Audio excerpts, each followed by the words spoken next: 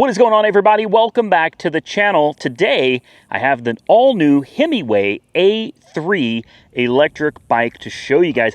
This is a very unique bike. Number one, super easy to put this one together. Some of them are a little more complicated. This one was easy. You put the wheel on, the fender, and the handlebars. And that's it. Like, the bike is already mostly assembled out of the box. This is an interesting looking bike. Take a look at the frame design and the handlebar design too. You see how the frame is all just this one piece over here, but you get to the back and it attaches up here and it attaches down here. It's like a completely separate piece. This is very unique. It's a stylish bike. It looks good. You can get this in red, white, and a bluish color. American colors. There you go. I love the way this looks. Take a look at these handlebars. It looks futuristic. Something about it reminds me of a Tesla. I can't really explain it, but something about this just kind of reminds me of a Tesla. Now we're going to jump into this. The bike is $14.99. You're saving $200 because it's regularly $16.99. It's got a perfect 5-star review rating on their website currently. And let's see what we got here. A 2-year warranty, 15-day free returns, free shipping, 1,000+ e-bike shops that can work on this thing for you. It's UL certified, and there are over 160,000 riders. Guys, this thing utilizes a torque sensor. It's got a speed, which is kind of vague, of 20+ miles an hour. What does that mean? We'll find out ourselves. Range, 70 miles maximum per charge. You've got a 7-speed Shimano Altus gear set over here. 500-watt hub motor. It's probably a 750 when you're looking at peak wattage. 300-pound payload capacity. The battery is a Samsung/LG battery, 720 watt-hours. Of course, hydraulic brakes by Tektro with 160 millimeter rotors helping you to stop this thing. And guys, take a look at these skinny tires.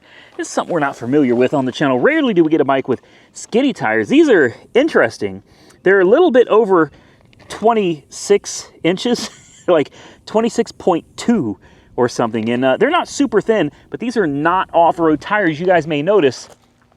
Well, yeah, I'm in the backwoods, guys. I'm off the beaten path.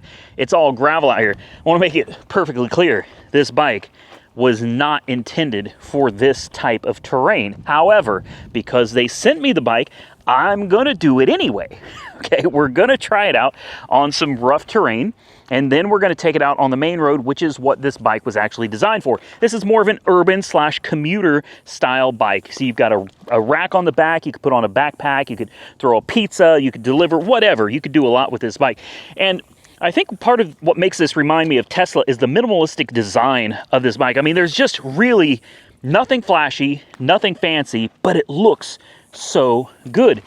And that comes into display as well. You got a power button over here that you have to hold it for a couple seconds, and this is the display, but this is also the rockers for up and down, right?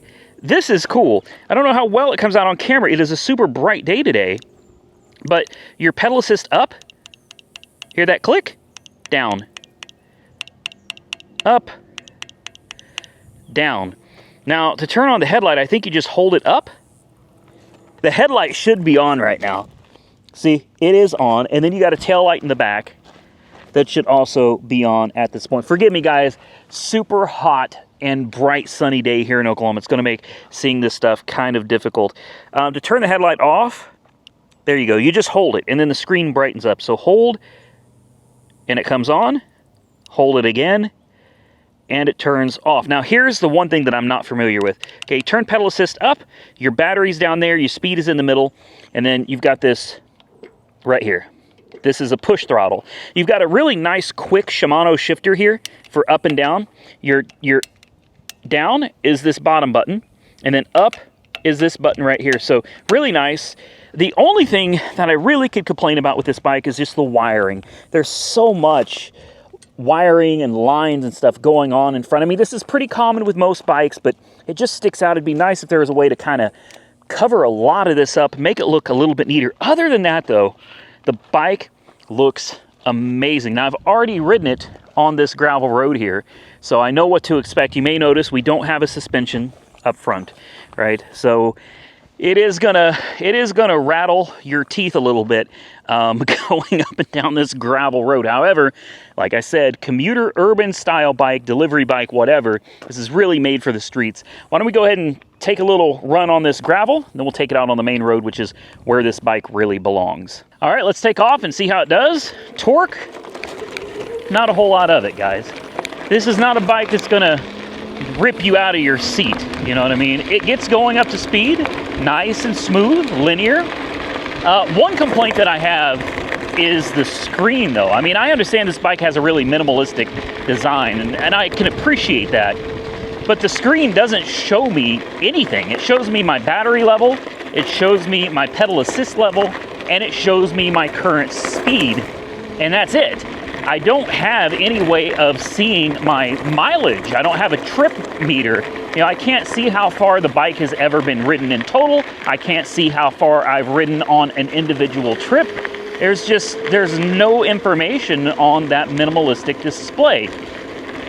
Now, I guess if you don't concern yourself with that type of information, that's not a big deal. And also, I know for a fact that not having any suspension at all is going to be a deal breaker for some. But I also wanted to point out that the minimalistic display does not really give you much information. Now, with that said, riding on these very rough gravel roads does not seem to be a problem for the bike. I've got the tires underinflated to help absorb some of the impact from these rocks and help with stability. But ultimately, it handles the gravel just fine. Unfortunately, it is a very rough ride on these back roads. You can probably hear it in my voice. It is a really rough ride on these bad roads. So we're gonna take this thing out of here. I'm not gonna do my usual off-road test. Usually we go off-roading right here and go through these trails over here. We're not gonna do that because that is not what this bike is designed for, and I don't feel like falling today. So we've tried it out on the gravel. Now let's take it out on the road because that is where this bike should really shine. So the hydraulic brakes are great. I'm going down a really steep incline right here, and you can see it holds the bike just fine. Let's hit it, see what it does. Swerving, feels great. Very controlled, very nice. The camera is probably doing its best to stabilize the footage there, and I'm all over the place with it. Yeah. The bike is very nimble. So strong point of the bike is how nimble and well controlled it is. On this road, you probably can hear in my voice, I'm not chattering anymore. You know what I mean? On the road, the bike actually feels great. I don't feel any need for a suspension if you've got a decent road that you're riding on. This is nice. Top speed, we've maxed out at 22 miles an hour on throttle alone. I'm gonna do a little pedaling. Oh, nope, we're phantom pedaling. Yeah, we're phantom pedaling. The best I can do pedaling is 22 miles an hour. So it doesn't seem that there's any difference whether you're pedaling or whether you are on full throttle. We're doing 26 miles an hour now going downhill. Uphill is gonna be the real test though. A lot of bikes struggle going up this hill. So let's see how this one does. We're down to 20. We're holding 20, and now we're going up the hill. Very impressive. See, I'm telling you, the bike has more in it, guys. 19, 18, and that's where it's gonna stay. 17, and then back up to 18. So we dropped down to 17 miles an hour going uphill, but it maxes out around 22 miles an hour. So I feel like the bike has more to give. Maybe there's a way of unlocking it, I'm not certain. I take these bikes as they are out of the box. We run them as we get them. So if there's a way of unlocking it, getting more power out of it, I can't help you there. That's something you might want to look into. It has no issue maintaining 20 miles an hour and going up a steep hill, 17, not bad. But I'm telling you, there's more power in this bike. So here's another thing I really like about the bike. The hub motor is actually very quiet. This is a whisper quiet bike. The brakes are really nice. You cannot beat hydraulic brakes, guys. The brakes on this thing are phenomenal. Even though they're only on 160 millimeter rotors, they are phenomenal. The stopping power is excellent with this bike. And again, I'm at top speed right now, and on most bikes, when you reach top speed, even the ones where top speed is 20, 22 miles an hour, you hear a lot of noise coming from the hub motor. That was a big bump, and I felt that one. That one went right through me. This one has a really quiet motor. So if you're looking for a bike that's going to be relatively quiet, give you some peace when you're out riding, if you're not going to be using headphones and you just want to kind of enjoy nature without the noisy hum, yeah, when you get to these bumps though, you really do start feeling it. This is a great bike for you. Absolutely. Quiet brakes, quiet motor. This is something you feel comfortable taking out in nature, you know, and not really disturbing the peace or disturbing yourself. I love the bike. It's got a few drawbacks, but overall, this is a really nice premium bike for the money. So we have almost concluded the trip, and I don't have very many complaints.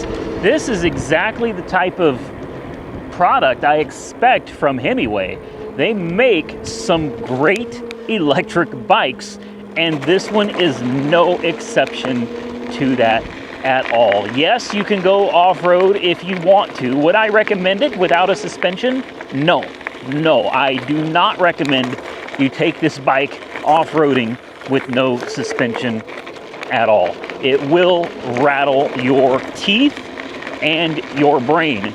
On the regular roads, it does just fine. Avoid bumps at all costs.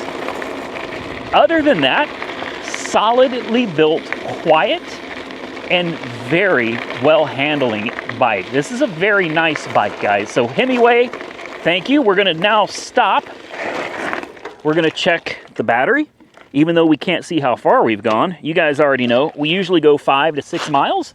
So let's see where the battery is sitting at after our long ride. So after 5 to 6 miles of riding, we're still full. Yeah, battery is still full.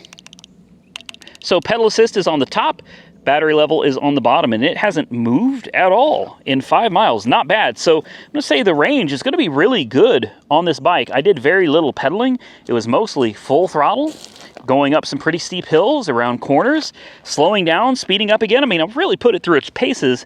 The battery doesn't show any signs of being used up at all. I think it's a great looking bike.